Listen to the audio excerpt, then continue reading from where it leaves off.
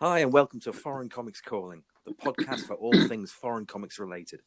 I'm Ken, and on behalf of my co-hosts Eric, Matt, and Stephen, we'd like to welcome you to another ebullient episode. Whoa! Wow, love it. Ken's got the best. Ebullient. Yeah, he's got the best thesaurus of anybody. Yeah, Don't ask me to spell he's it. a wordsmith. Right? That's cool. Read it it's and good. weep, guys. Read it and weep. Love it. Sniffing it. It's good to reconvene with you guys. I have a few housekeeping things that I'll kind of do, and Matt's got some stuff he wants to talk about. I think last time around we teased we were going to talk about Filipino books. So Yes. I know almost nothing about that. So get ready for a barrage of questions on that, and I'm excited to learn on that. The first things I'll say is, and I want to do this on every episode. If you share the episode, I'll give you a shout out, right? So, on the last episode, episode 4, this is episode 5. Shout outs to Maria, Elisa, and Randall Begins for sharing the episode. Thanks, guys. If anyone shares this one, I'll give you a shout out on the next one. Before we jump into Matt's topic, there was a question that came up on, I think either in the Facebook group, it wasn't on our page, it wasn't a listener question per se, and I didn't pull the guy's name, and I regret that I did. So apologies to the guy who asked this question. But his question, he was like a newbie, and he was asking the question was about, like, do countries currently print like current books, right? Like, we obviously focus on, like, I guess pre-modern age stuff, Silver Age and Copper Age and stuff like that. Like, what's the current lay of the land in terms of foreigns being printed? Do we have any handle on that? Yes. I believe that a lot of the modern books are basically kind of repurposed for the foreign markets. So they might take a convention exclusive and then change it over, or as we know with the Delato stuff, he's over there, so he's got that name recognition now. So he might do stuff maybe for Europe. But as far as I know, I think all the publishers have gotten in on the licensing thing and are creating their. I've heard of some super rare, like, foreign con exclusives where they might have only printed like 50 or 60. I know that. So there's definitely that. Right. Do I think that they're as interesting as kind of the more silver, bronze, and copper? I don't necessarily think so, because I don't think the companies have such a handle on what the foreign publishers are doing. They're just like they're puppets, guys. It's not like. Yeah. Nowadays, anything that's done is pretty much done under more strict kinds of licensing than it was back in the day. A lot more strict, that you can do this, you cannot do that, kind of stuff. It's much more specific about what they're allowed to do. So a lot of the stuff you're getting today that would be foreign is going to look very, very, very much just like the American version, other than it'll be in their language, and some of the trade dressing on the cover might be slightly different. And other than that, you're pretty much looking at the same book, But like he says, the cool thing about books nowadays we're getting a lot of these artists, especially for like exclusives and variants and stuff like that, from guys like Matina and Perillo and Bianchi and some of these guys who are overseas, And so people in those countries, these artists that are in those countries, you'll see some of this stuff getting printed up and everything over there, because it's like supporting for the scope the guys of who what are in we those generally countries too. talk about. We won't generally be talking about that type of stuff. We're generally talking about the Wild West era, right? So where licensing was a little bit more dodgy and runs were a lot shorter, and it was it was kind of, and probably the line in the sand is probably the internet that basically made the difference in connecting these things in a global way, right? So globalization, baby. Yeah. So almost anything pre-internet would kind of fall globalization, like at least my interest. I don't want to speak for you guys, but no, that's my interest too, to be fair. Yeah, for the most part. I have one or two things that are modern. Yeah, so I would say that if you are looking into modern foreign collecting, it's going to be much more like just normal modern collecting, where you hunt out exclusives and you got the different variant covers. The books are not necessarily that difficult. A lot of the collectors in these foreign countries that, they're posting that stuff up on eBay and whatnot, just like most of these modern books. So I think it's definitely fun, and I think that we should definitely have someone that is more attuned to the modern foreign variant stuff, because I know there's some really cool books. Like I'm hunting the Spawn 9, the first Angela. There's that really crazy German modern Spawn 9 Angela where it's like gray and it's like an embossed cover. There's some cool stuff in that world for sure. I think we should definitely explore it, but it's not going to be the main focus, I think. Cool. Yeah, that was a good question. I just wanted to put it out there. So before we jump into the Filipino books, Matt's mystery moment. I asked you, you said you had something you want to talk about. What do you want? Oh yeah. Do you want to jump in? So I didn't have a whole lot, but when I do a YouTube channel too, Global Comic Safari, and we did a market report show, and I had gotten I'd reached out to some foreign sellers to get market reports for the year. And Mario, I don't know have you guys ever bought from European Comics for You? Doesn't ring a bell with me personally. Okay, he's one of the oldest guys out of Europe that really saw a need for someone over there to kind of suck a lot of those books out and offer them to American collectors.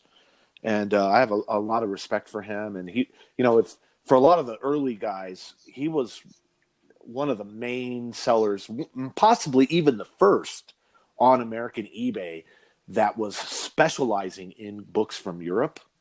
And so he's definitely part of foreign comic history.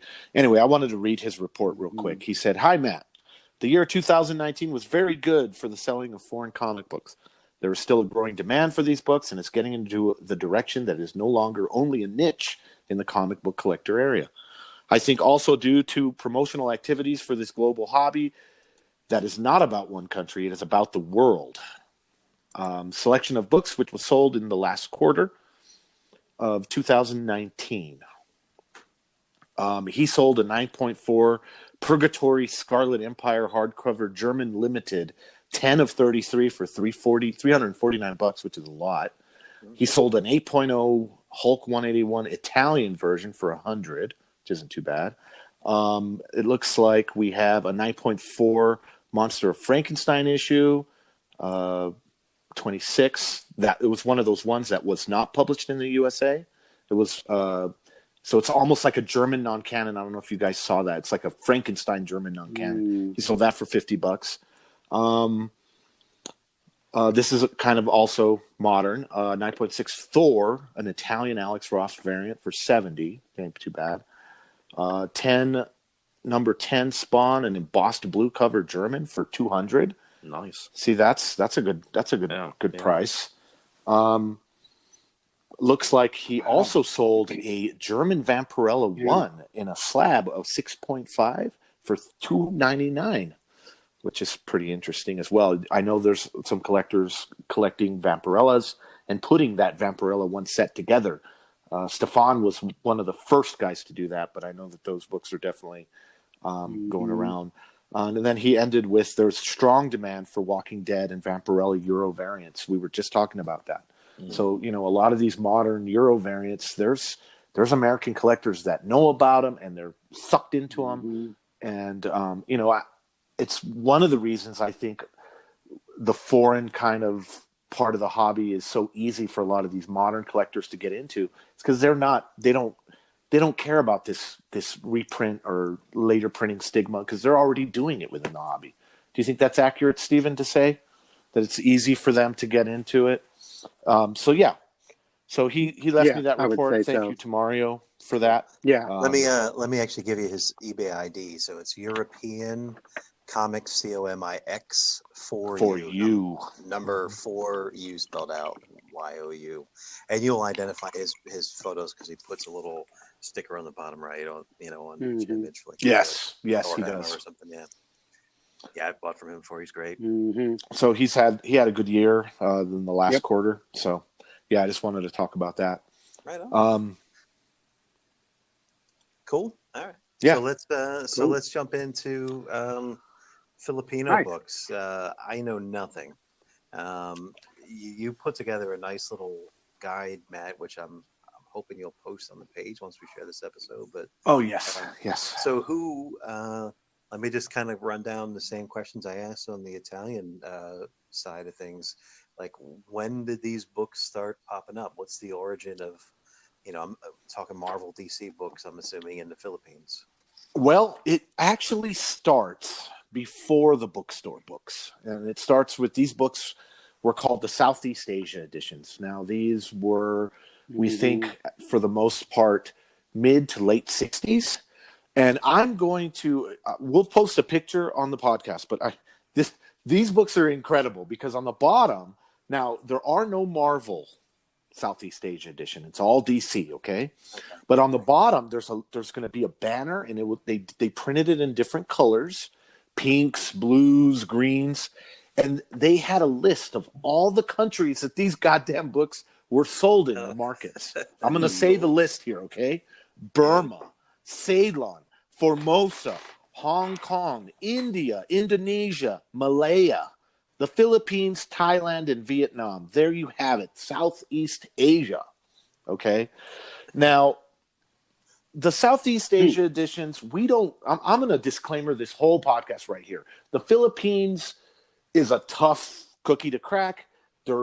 It's very complex. Of course, they had their comics with a K, but when we're talking about American material, it's convoluted as hell. There's different, it's all over the place. But so do know that this is most of this, if not all of this information on Facebook. We have a Philippine Comics Research Society, okay, and it's a group where we just have everyone from Filipino collectors to hardcore American collectors to anyone that knows anything about these books to post any information in any scan that they have at all, okay. So a lot of that information that I'm going to talk to you today comes from our group and what we've learned there and whatnot. But we know that it's still only a fraction of probably the true history. So that being said, the Southeast Asia editions, they were published by a company called Chronicle Publications. Okay. Now, Chronicle Publications, I didn't really know who this was until I started looking through these books. Inside, you'll see ads for the Manila Chronicle. Okay. Now, the Manila Chronicle was a big newspaper, and they were out of the Philippines, and I believe they've been around for a long time. So we're talking since the Japanese occupation and before it, so in the 30s. So it's a company that's been around for a long time. Now, inside these books, I found an ad in one of them that basically said, Chronicle Publications, by arrangement with the National Comics Publication of New York. And it says in there, so this could be a partnership between DC and Chronicle Publications. And they have ads in there that state, hey, do you want to publish an ad in any of these markets? And then it goes over all the markets, right? And it says contact the partnership between National Comics Publications out of New York, so DC, and so I think there was some kind of partnership between DC and this Manila newspaper, right? And this publishing house. They had some kind of partnership. Now, what's interesting about these books is they are printed in English. They're not in Tagalog. They're not in Thai. They're not in Vietnamese. They're not in Indonesian. They're not in Malay. So they are printed in English. Now, I've had long conversations with hardcore researchers of these books on why that is and why so many countries and markets. And I think the going theory that I like to think of, now there's all kinds of theories, but the one theory that we think is they might have been printed in English because they were somehow distributed. If we think about post-World War II, and we think about the Cold War, we were all over Southeast Asia. We were in all of those countries, including Vietnam and any Southeast Asia books that survived there after the war, I'm sure were destroyed as capitalist propaganda. But we think that maybe they were sold through military bases or through the consular activities, because they were sold to people that had to know English, right? So in those countries, of course, in the Philippines, English is taught very early on. And in some of those other countries, especially if you're close to the American consulate, there's schools, and I've got some friends right now teaching English in Russia. So I think that they were somehow connected to the American military and maybe the American consular forces. So for some reason, there's a connection there. Otherwise, they'd be printed in Vietnamese or Thai or whatever. Are there other ones maybe outside of that deal that anyone knows of that are printed in indigenous languages? I think that there might be from the 60s, definitely. But for the Philippines specifically, they're all in English. Yeah. And so, like some of these countries, like Vietnam in the 60s, I know that I've seen some Vietnamese comics that were almost like photo comics from the 60s TV show. I've seen some of that. So I do think there was probably in these countries, because there's a lot: Malaya, Philippines, Thailand, Vietnam, Formosa. I don't even know where that is. Do you? Ceylon? I don't even know where those places are. So my guess is there might have been, but as far as the Southeast Asia editions, I'm pretty confident in thinking that they were definitely based out of the Philippines, because if you look inside them, you'll see that they were made by Chronicle Publications, okay, and the Manila Chronicle ads in there kind of scream out that it's somehow connected to the Manila Chronicle. Yeah. And that makes sense for distribution purposes. And all that stuff as well. Yeah.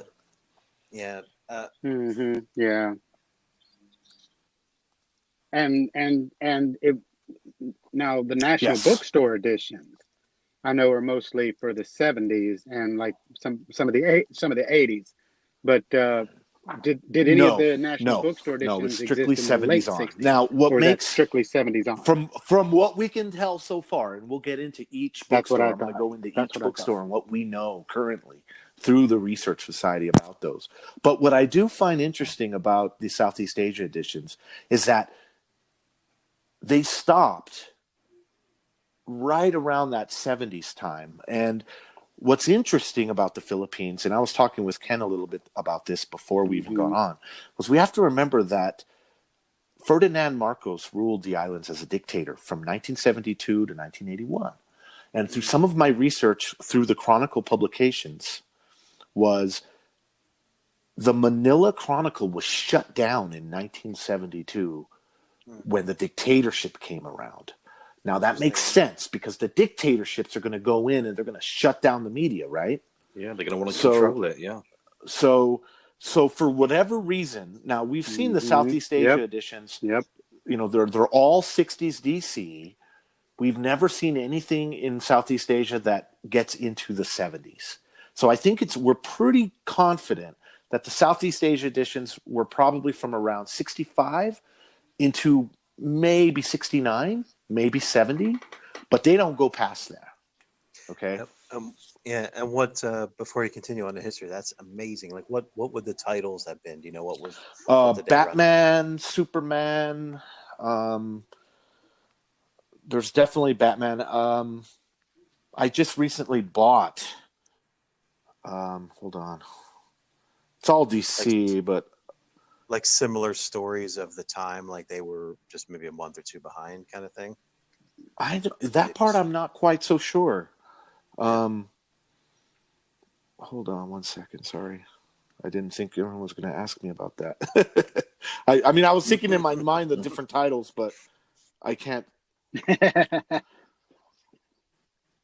Were those mostly just like single story? Like I think American they were just single story. I think for the most part they other were stories as well. Very close to what the American book was, just with some alterations. It seems like recently I just bought an adventure. It seems like comics. most of the Philippine stuff is. I bought the number 14, the one with Lex Luthor. I just recently bought that one. So that'd be Adventure Comics. And I think their numbering is different or whatnot. I'm not exactly sure. But I know that I've seen Batman. I've seen some Superman. I'm trying to think if I've seen some Jimmy Olsen. There's really not a whole lot of it. There's just, I mean, the Southeast Asia editions, they will pop up from time to time. But I think for the most part, I've only ever owned one. I gave it away to Tim, and I have another one coming to me now. But we do not see them very often. Do you see those very often, Stephen? Yeah, I mean they're rare. I would imagine. No, I do not. Very much a mystery. Yeah, I would imagine very a tough country like that in the turmoil and the weather, like probably fewer books would survive in those conditions, right? And you know, even if they were disposable, you know, even more so. I can't imagine people, you know, some of those countries are third world countries, right? I can't imagine people stashing books, right?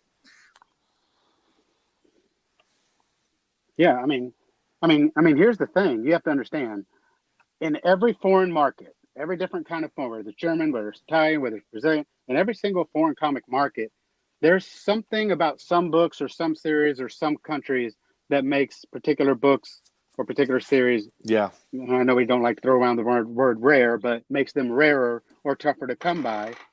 And there's different things that can cause that. It can be whatever the print run was. It could be whatever was going on in the country at the time. It could be whatever the climate is. Yeah. But when it comes to Philippine books, it's everything. There's this confluence of every single possible thing that could make these books tough to acquire or very hard to find. All of it exists with Philippine books because you name it, everything is involved, from the country, the way it was run, and the culture, the environment, the weather, I mean, look what's going on right now over there with the volcano and the typhoons, it's going off over there, and that's the kind of stuff that they have to deal with. Yeah, they go the typhoons that blow through there. So yeah, there's just numerous reasons why these books are so tough to come by, and even if you do, you better not be expecting to get high grade. One more point. Go ahead. And I would also imagine the distribution model of it being through a newspaper. So a newspaper is going to drop off on Monday and pick up on Tuesday. So it's possible that anything that didn't sell just got destroyed. Just got pulped straight in the trash. And one of Tim's ideas on these is we want to ask service members if they remember the Southeast Asia editions being either like on the newsstands that are like around the consulates or on the bases themselves, and see if any of the military that was active at that time remembers if they were in any of these countries, Malaysia, Indonesia, India, if they remember these books being for sale. So, because this is the other interesting thing, I've never seen a Southeast Asia edition that didn't come out of the Philippines. It says on the cover that they're printed in all these places. I've never seen one out of Hong Kong or come from India or Indonesia. That doesn't mean that they don't exist there, but it's just interesting that the only ones that we have had the luck to find and see and prove that they're still in existence are from the islands themselves. So, and that would make sense if the Manila Chronicle was the publisher of these books. It would make sense that the home islands would have a greater proportion of them, even though it's not many that we've seen. So I that's basically it for Southeast Asia. There's not of all of them, that's the one we probably know the least about. We know the least amount of titles. I mean, we do know some. We know for sure it was DC only. There was no Marvel in there. I do think there were some Filipino Marvel stuff done, possibly in the late 60s, early 70s that weren't bookstore books. The only reason I say that is because in the Gerber guides, there is a Filipino, I think it's a Silver Age Marvel story in on their foreign page. but I have not seen those anywhere. It's the only time I've ever seen one. So we would have to, ask around, and I know there's definitely not any within the Filipino research page itself. So Southeast Asia editions. Do you guys have any other questions on those? No. Can you plug the what's the research group again? The name of it? It's called the Philippines Research Society on Facebook. I forget the exact name. If you look up Philippines in groups, it'll come right up. Right. If anybody has any more info on that, please join that group and please share. That group, we're just scrambling for any information we have. Stories too, collector stories of collecting these books. Yeah, look. Even if you hear this podcast 5 years in the future, 10 years in the future, look for us and post some info. Right? Yeah, exactly. Here's the name, Eric. It's the Philippine Editions Comic Research Society. It's a group on Facebook. Awesome. It's a closed group, but please join it and post any pictures, scans, or stories. Awesome. And so you keep mentioning bookstores. I don't know what that means. Okay, I'm getting there. Okay. Cool. So, Chapter 2. Yep. Now you get into the real meat of a gentleman by the name of James Zeef. Yeah. James Zeef has been working with the Grand Comics database on trying to get all of the bookstore books sorted out. He is an amazing comic researcher, and I've been talking with him for a while now, and I just want to call him out on that. He's going in and trying to clean up anywhere there's bookstore books in the Grand Comic database. He's trying to clean it up and create the different titles. Sometimes they'll have Alamar books under books, National Bookstore. They'll have them wrong. He's going in there. Also, Doc Scott. We talked about Norman Robinson. He has been helping the Grand Comics database as well get their Filipino books sorted. So I want to call those two gentlemen out for sure for doing that. Now, the bookstores. The bookstores in the Philippines, from the way I understand it from the Filipino collectors, had about the same impact that like a Hastings or a Barnes & Noble did with us here. There were places where they went to consume media, right? And what's interesting is even during the dictatorship, I don't really know exactly what kind of censorship the Ferdinand Marcos regime did on them, but the bookstores were huge. That's where you went. I mean, some of the large, so there's three that we're going to talk about today. The Goodwill bookstores, we're going to talk about the national bookstores, and we're going to talk about the Alamar bookstores. So it's almost like, for us, we didn't have so many, but in the Philippines, for us being this small islands, they had a lot of bookstores competing with each other. That's interesting all in all itself. Also, the big bookstores might have four big stores, right? So like National had, we're talking multi-level stores because the bookstores, just like a Hastings did, movies and books and magazines and just media in general. And they also, the National Bookstore in particular, also published their own books related to education and language and all kinds of other stuff. So we're going to talk about the first one that hits the scene, which is Goodwill. Okay, so Goodwill Bookstore, we think, according to the titles that we see, and according to some other stuff, we think that they start around 1971 and they extend into maybe 1975. Okay, so the earliest book that we can think of, that we can prove out that we've seen, would be a Tech 407.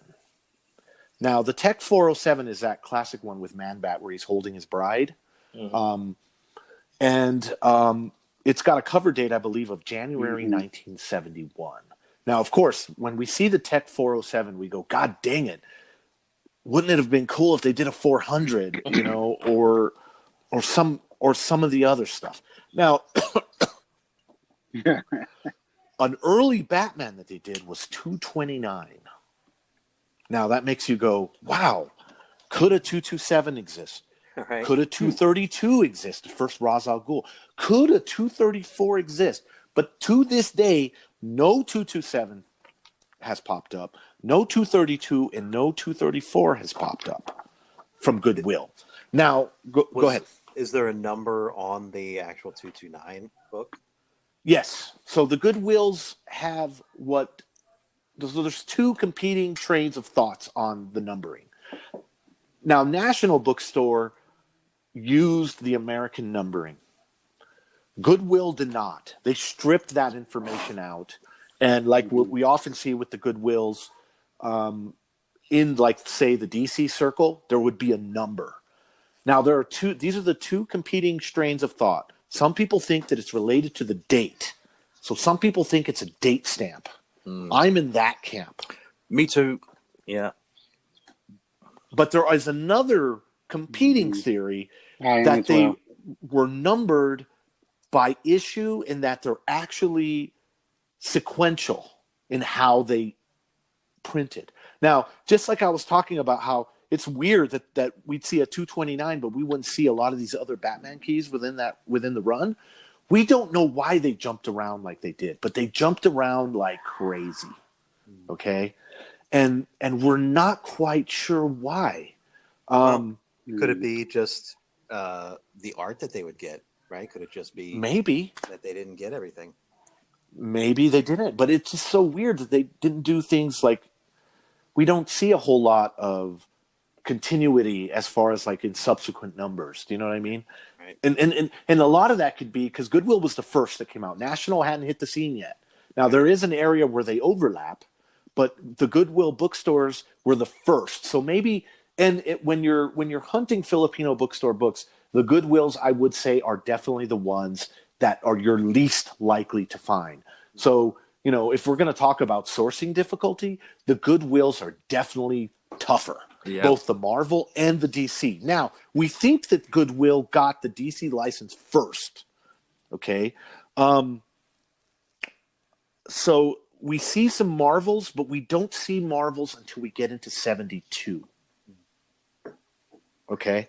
So that's kind of interesting. So we do think that they hit DC first. Go ahead, Eric. Just to follow up on that other question. So in terms of continuity, so I mentioned maybe they didn't receive anything, and that just got my wheels turned. And that doesn't necessarily mean they weren't sent everything. Under a dictatorship, maybe it didn't arrive, or maybe what they got was spotty, and they kind of ran with what they had, and maybe the number didn't mean anything to them, so they weren't. Yeah.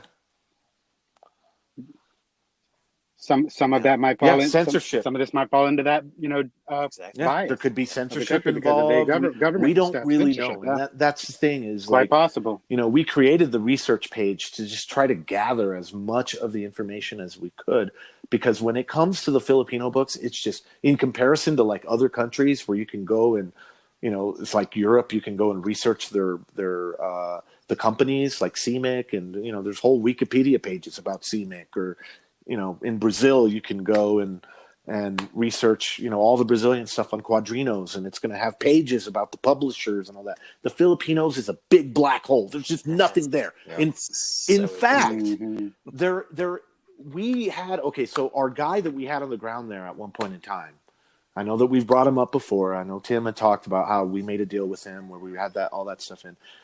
He was trying to find out some of this information as well. And he, according, and this is secondhand, this is what he said and told me when we still had a relationship and I was talking to him. He went to the Philippines, quote unquote, Library of Congress. Okay. He made a trip there, and he thought, if there's any way to find out where these publication dates for these books started and ended, it's got to be in the Filipinos Library of Congress. I don't know what they call it. Right. I don't know if it's in Rizal or in Manila. I'm not exactly sure. He went there and he inquired. And I think just like our Library of Congress, you've got to set an appointment to talk to specific people or do whatever. What he told me was that all they really had there were comics with a K history. The bookstore history was absent. It was empty. It was missing. It was gone.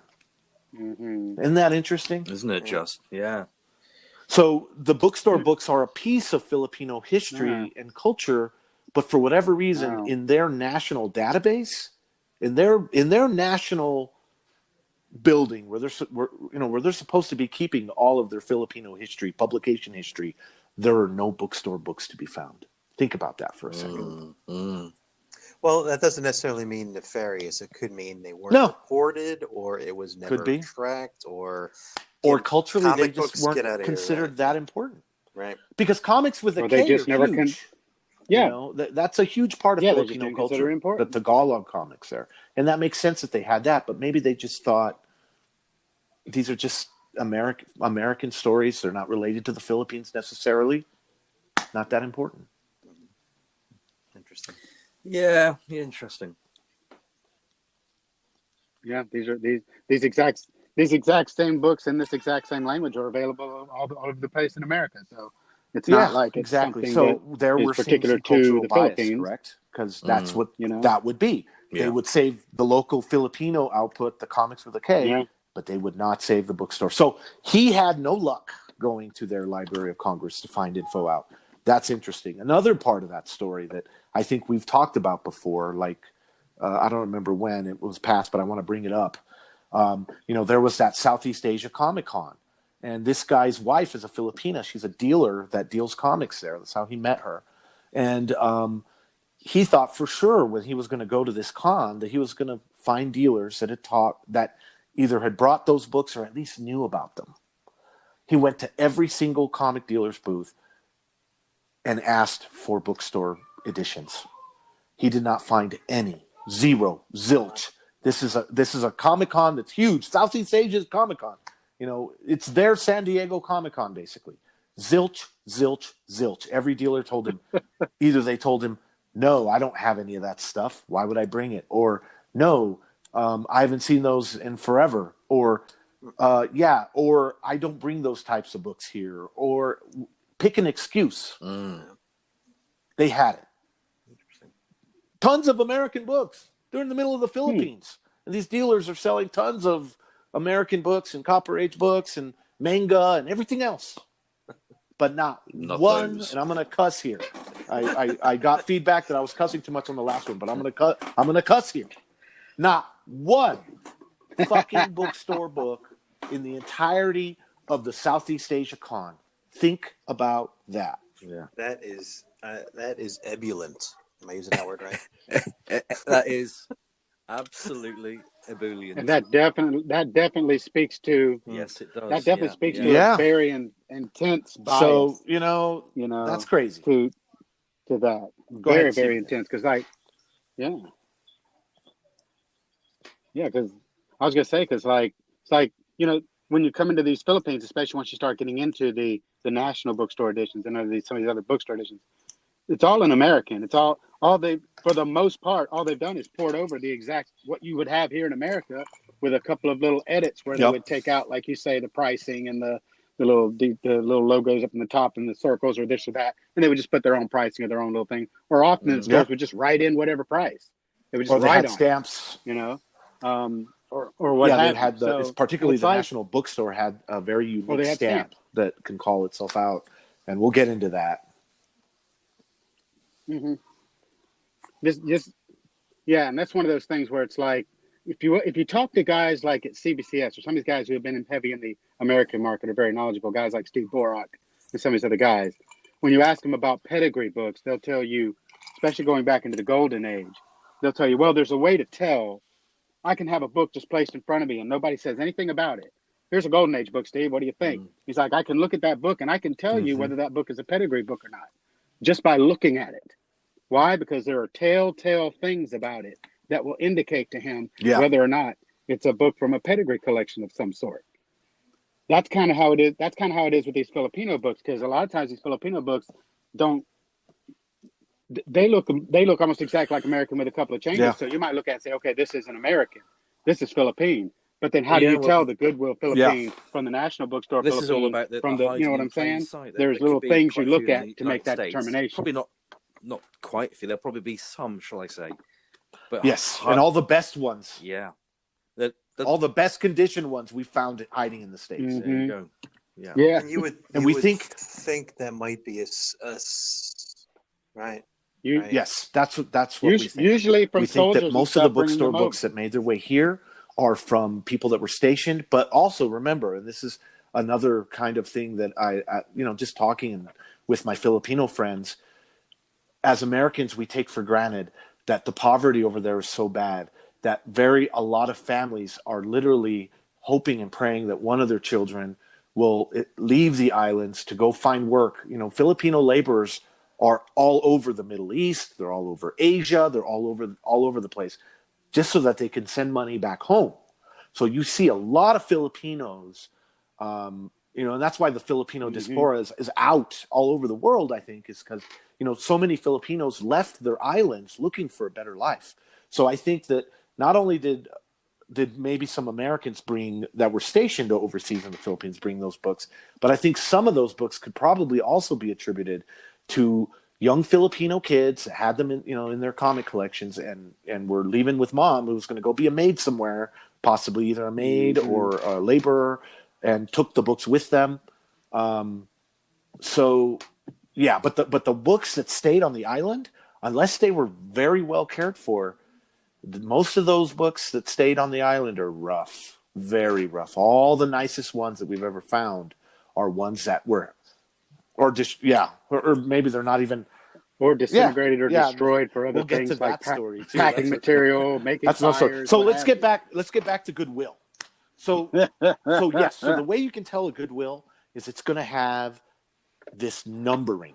Now the DC was always just a number. The Marvel had a letter sometimes. We're not quite sure why Marvel had a letter, but we have seen Marvels with just a date code or the numbers, and we've seen Marvels with a letter and a number. Yeah, which is kind of odd. I do have one of those. Yes, and you know they did DC and they did Marvel, so we've seen Spider-Man. For sure. We've seen some Batman. We've seen some Superman. The earliest Superman Goodwill that we know of, I believe, is that classic Supes breaking out of the chains. What is it, 233? And that is a Goodwill book. And it's 233. It's the classic Adams where he's busting out of the chains. And that's the earliest Superman Goodwill that we know of. And I think that was right in around that time frame too, that 71, 72. The latest Goodwills that we know of is a Daredevil 90, which we think it was around 1975. And also, and this blew my mind, I didn't even know this till recently, there's an Incredible Hulk 152 Goodwill that has a numbering of 05475. That's weird. And that makes sense, right? Because what if it was May the 4th, 1975? Incredible Hulk 152, I think, is around, I don't know the exact date, but that's what makes us believe that Goodwill was doing what they were doing between 1971 and 1975. Okay? Yeah. Now, Goodwill was getting their stuff printed. You'll see on a lot of Goodwills a company called JMC Press. And you see their house ad on a lot of the Goodwills. So Goodwill was probably sourcing their printing by this JMC Press. Now, the Goodwills always have a number. There's always a number attributed to them. It's not like National Bookstore. National, when we get to National, we'll talk about how they use America's numbering, and then they would just keep things blank. They would do price stampings blank. But the Goodwills, there's always going to be a funky numbering associated with a Goodwill book, whether it's in the DC circle, whether it's in the Marvel price area, where the Marvel number would be, whether it's like on the DCs that didn't have a circle, where there was just printed on the cover instead of the number, you'll see the P, you'll see the little P with the two lines in it for their pesos, and then you'll see a funky weird number given to it. So that's how you can always tell the difference between the bookstores. The Goodwill's always going to have this little funky numbering that we're pretty sure is probably a date stamp, but the jury is out, and some people think that it's related to the sequential printing of the different books. Does that make sense? Yeah, and maybe even a cross title, right? Yeah, and they would jump across titles. So the other belief is that, say you have a 05475 on a Marvel book, a DC book would be printed later. It would be 05476 or maybe, I don't think so.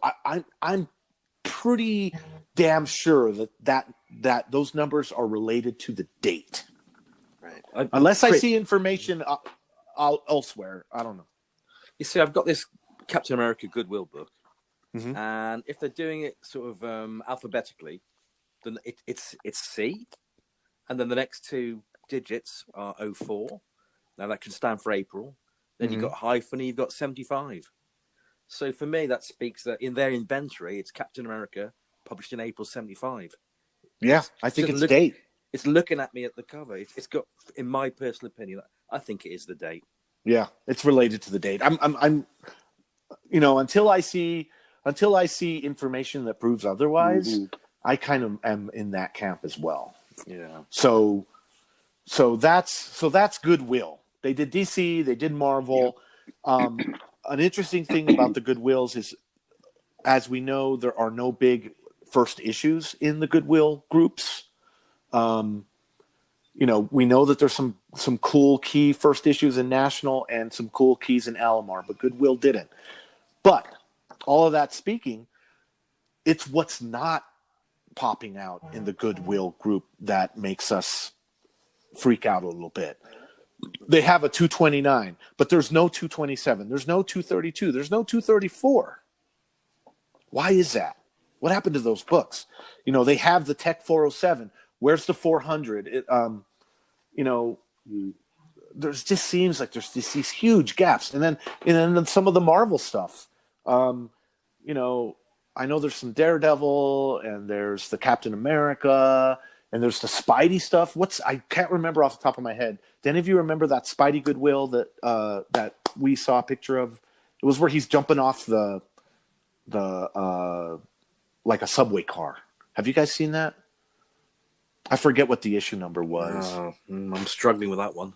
But it's a Bronze Age Spidey. I mean, there's who knows what kind of keys would have been. Yeah, I don't think would have been within there, within that time frame too. Because if they were printing stuff from DC from 71 and Marvel from 72 on, I mean, what kind of shit could have been in there? Yeah, you would have had all kinds of. You would have had the death of Gwen Stacy. First Punisher, yeah. Where is all that stuff? You would have had it's the first not Punisher. there. We don't see it. So maybe Goodwill was really being selective on the issues that they were choosing to print, or maybe they did print them. And I'll get to this in a second. Well, there are examples. I made a list of books where we know where there are only one copy. So we'll get to that in a second. So maybe they did, and we just haven't seen certain stuff. Okay, so that was Goodwill. Let me throw out one question. Go for it. It's a good point here, but it probably applies to all of these, right? So the focus of your research, the team's, the community's research is, Marvel and DC. I'm sure. Is it possible there are these titles that are out there that are ubiquitous globally? The Phantom and Tarzan and all these other ones, right? Lucky Luke, whatever. Mm-hmm. Did they publish other titles that you can use somewhat as a key to decide? They were publishing consistently on a monthly basis from this time to this time, with some of those more commonly found books. With Goodwill, I don't remember any Dell or any of that kind of stuff out there. Now there is with National Bookstore, and I'm about to get into that in a second. Right on, cool. But with Goodwill, I can't think of any Phantoms, any like Mandrakes. I can't think of it. I do think Goodwill did some Archies, because I know that I've seen an Archie of some sort, and maybe some Betty and Veronica's. I do think there are some of those. They'd probably be some of the rarest Archies on the planet. But I do think that Goodwill did do that. And I think that they might have done some Classics Illustrated, but don't quote me on that because I'm not for sure. But yeah, your thinking is right, Eric. But see, that's just the thing. There's so many holes in what we know. I mean, if you go on the Grand Comics database, James has done a good job of cleaning that up. You can search just Goodwill and you can look on there, and I think it might be literally 2 or 3 handfuls of books. There's just so few of them out there, guys, of Goodwill. Of all the bookstores, I think Goodwills are probably going to be some of the most difficult to find. If you have a Goodwill bookstore book in your collection, you have an extremely rare comic book in your collection, in my opinion, and from what we know. You know what I mean? So let's move on from Goodwill to National. Now, there was overlap. Okay? So you had Goodwill from 1971 to 1975. Now, National Bookstore, we believe that they started in around 72. Now, this is why we would believe this. There are some National Bookstore, Hogan's Heroes, and that Espionage. So these are Dells. And inside those 2 books, there is a National Bookstore ad talking about a new location opening in 1972. Now, some Filipino collectors have gone in and they said, yes, we remember that store. It opened in 1972. So because of that ad and because of the Filipino collectors going in and confirming it, we know that these Hogan Heroes, so these Dell, so we think National Bookstore had the Dell license first. And we can claim that the earliest National Bookstore book that we know of comes out of 1972. So that's overlapping with Goodwill, correct? Mm-hmm. Now, in the first DC National Bookstore that we know of is the Tarzan. What is that first Tarzan for DC? I forget the numbering. 271, is that the one? I think it's a Kubert cover. 271, I think. That is the earliest DC that we can find, and that is cover dated April of 72, I believe. Okay? Now... Yeah. It is. So, and then as far as the Marvel stuff, there's a lot of that stuff out there. Now, I wrote down, let's see here. So, of the National Bookstores, we know of 4 number 1s. There's a Joker number 1 on DC. There's a Marvel Adventures number 1. That was that one, I think, that had... Who did it? It was one of those, where they're taking older stories and consolidate them. There's like a Marvel 2-in-1, but they have a Marvel Adventures 1. There's an OMAC 1, and there's a Sandman 1. Now, why is that interesting? Okay, so Kirby's Fourth World. We know from a Tarzan ad that they said that they were going to do Forever People.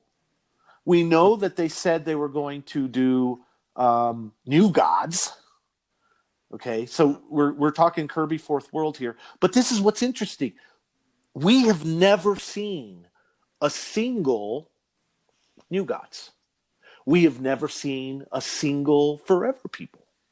What the fuck happened to those books? The Sandman 1 is there, Could a first Darkseid exist? I think it's possible. It says right there in the fucking ad. That it's coming up. It says Comics Cavalade, and I'll post that in the show when we post the show to Facebook. I'll post that ad. They talk about Korak. We've seen Tarzan. So there's literally National Bookstore ads that talk about titles that we've never seen a fucking book for. That's crazy. Yeah. It is possible that it just made it to the ad and didn't make it to the. That's possible. That's possible. Or maybe the ad was part of the art and they didn't very possible. They didn't change it, or whatever reason they didn't get it. But this is the part that gets all of us in the foreign hobby so excited about the bookstore books. It's that we've contemplated that a book exists and then one's popped up. Yeah. There is one All-Star Western 11 known on the planet right now. So we had seen later, right? Yep. We had seen the Weird Western Tales 12. Tim Bildhauser owns Weird Western Rolls 12 through 15. He doesn't own the 16. He owns the 17. We had seen those books pop up, and we had contemplated and thought for the longest time, could an All-Star Western 10 exist? It's possible. We're like, God, it's right within that range. Guess what? Our buddy out of the Philippines, Glenn, found an All-Star Western 11, the Second Jonah Hex. It's the only copy we've ever seen. So it's possible that there is books that just that they did that are just either for whatever reason so rare, for whatever reason collectors, it hasn't come out to light. There's another book that we know of that there's only one example of National Bookstore. Swamp Thing 10 popped out here in America. Didn't come from the Philippines. Flopped out here in America on an auction. Tim Bildhauser saw it at 4:00 in the morning. Lucky bastard. And he bought it. Buried in the picture behind other books. Hiding in plain portion sight of the book. Could a Swampy 1 National Bookstore exist? Fuck me, man. I don't know. There's a possibility. If you're a Wrightson collector and you're, like our friend Jansen, and Steven, and me. Some of the rarest Wrightson comic books, I believe. I love Wrightson. If you move away from some of the one-offs that we know that got done, like in Israel and some of these others, I think the bookstore Wrightsons are some of the rarest Wrightson comic books you can own, for sure. Okay, so absolutely. And then National Bookstore did a bunch of Marvel stuff too. Yeah.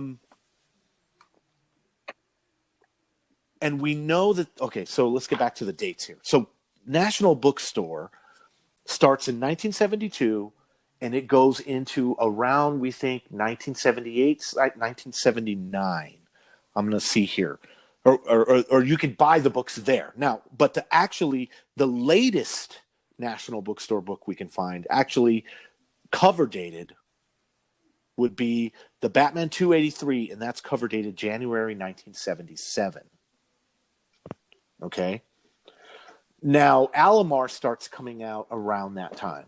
So, the big Alomar key, of course, is the Filipino Star Wars 1.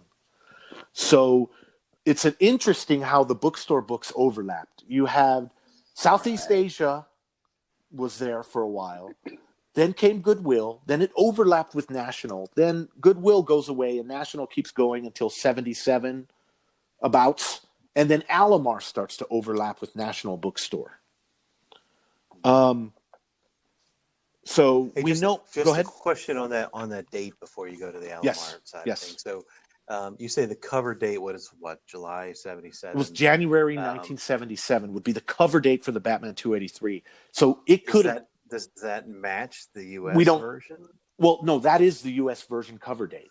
We think this was probably printed in 78, maybe a year. So they just got the date and it was on there, and they leave the dates on there. Right on. And we're about to get even more complicated because they left the dates. So recently, so basically, National's output is from 72 to the late 70s. Okay, but recently there were some Filipino collectors going into the Research Society and claiming that they saw differences between a book that was printed in the mid 70s, and they saw that book reappear in the late 70s, almost as if it might have been reprinted. Mm-hmm. Now, this collector said that they remember the interiors being different as well. So what this did was this threw the whole group into a tizzy where we started saying, what?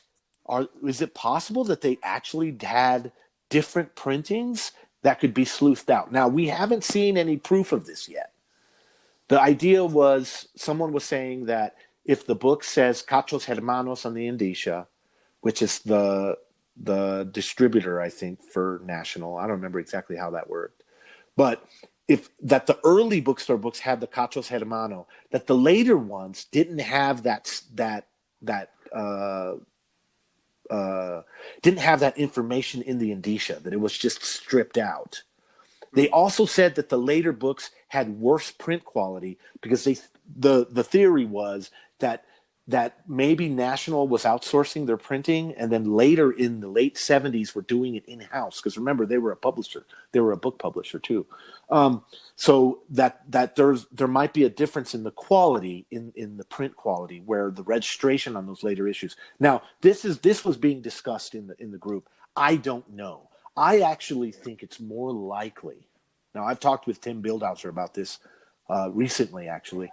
I think it's more likely that National probably printed the books and then stored stored copies of books in a warehouse, just like they would a book.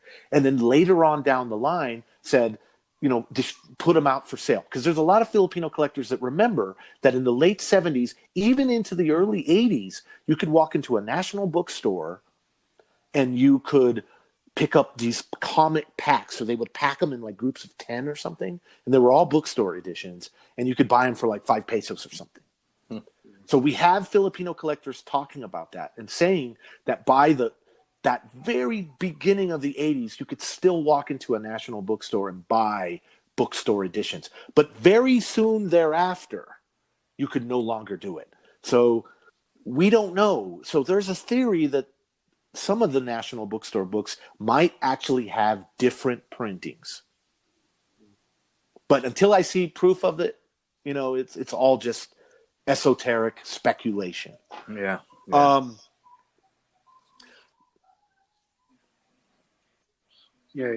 Yeah, file because what copies, you're describing is what you were kind of thinking might be the case is file copies. And then, and so let's speculate. That they put aside let's all file speculate copies. now what we think print runs might have been.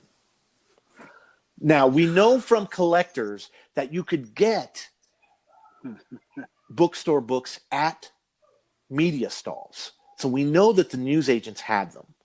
Now, we've thought different things about this. We've thought that maybe either National had a print run done, and then they reserved us a certain amount of that print run to sell to newspaper agents, to the stands on the side of the roads. Now, did they buy that from National, or we've also thought maybe that, how easy would it be for a print shop to run a job for National and then just run some for themselves and sell them out the back door to newsagents? Very possible. Or maybe they were National would take the comics, and if books wouldn't sell, they would then take them and then package them up and sell them to newsagents. What's interesting is that we have within the National bookstore trade dress. Now let's talk about that for a second. They would keep the numbering, but they'd strip out the pricing info. So that's the easiest way to tell a National bookstore book. If it's a DC, DC at the time had the DC circle. If it's empty and it has a stamp in there or writing in there, it's a good chance it's a National bookstore. On the Marvel, same front. Yeah. Your pricing's going to be out of there. And National had specific stamps that they would stamp in their pricing, or National would also put in stickers, price stickers. I've seen plenty of National bookstore books with the price stickers on them as well. That was probably up to the location, is what I'm guessing. And we know that National Bookstore had, at their height, I think they had 4 of the big mega stores. But just like some of the other stores here in America, they would have satellite stores within the other malls. So I've had Filipino collectors tell me that, let's say you didn't live near one of the big cities like Manila or Rizal or one of those big cities, and you were in a smaller community. That smaller community would still have like a strip mall-y type place where it had a satellite store where you could go and buy it. So if you're printing a print run for an issue number and you got to print how deep do you think the mega stores might be? Well, they keep 40 of every issue. Then you have to think of all the satellites. I still think you're looking at print runs, and I'm being widely speculative here, of course, but I still think you could be looking at print runs as low as 20, 30, 40,000, 15,000, 10,000. Who knows? Because you would that would give you enough supply to supply your mega stores. All your satellites would get maybe 10 of each issue, 20 of each issue. And then even if you factor in extras to be sold to the newsagents, you're still talking about print runs that are very tiny. We're talking about them being in the range probably of some of the smaller European countries, right? So already you have issues with print runs. Okay, so the Nationals, another way you can tell the National books, they have back ads. and we'll post pictures of the back ads. But just like the Nationals would have pricing information stripped, I've seen National Bookstore books where the fronts look just like the Americans, and it has the American price. So that's weird, right? Yeah. Why did they do it for some and not others? Yeah, I don't know.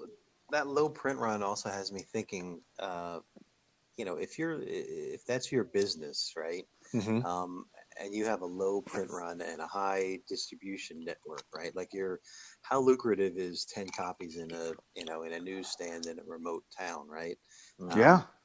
Probably not lucrative to be monthly and consistent. Maybe just lucrative enough to do, a bit more ad hoc printing. So, maybe it's not as consistent, as we would hope. I'm just throwing out. Yeah. There that makes sense. It would make sense that even they, as a license, it's expensive to have a license, right? Maybe the bookstore books just went to DC and Marvel, the bookstore companies, and said, you know what, we want to print. Maybe they did it by they didn't even do it by title. They just said, we want to print 50 different titles, books. Right. What do you got? Send us whatever you got. Send us whatever you got. Yeah. What have you got? Yep. Yeah. Yep. And so that's why you see this kind of weird jumping around with Goodwill. That's why on National, I think the biggest key that we'd love to think exists with National would be the Haas 92, would be, the first Swamp Thing. We've seen some House of Secrets get it close to those numbers. Stephen, can you remember the earliest Haas that we can think of? What was it? It was like a 95, maybe 96.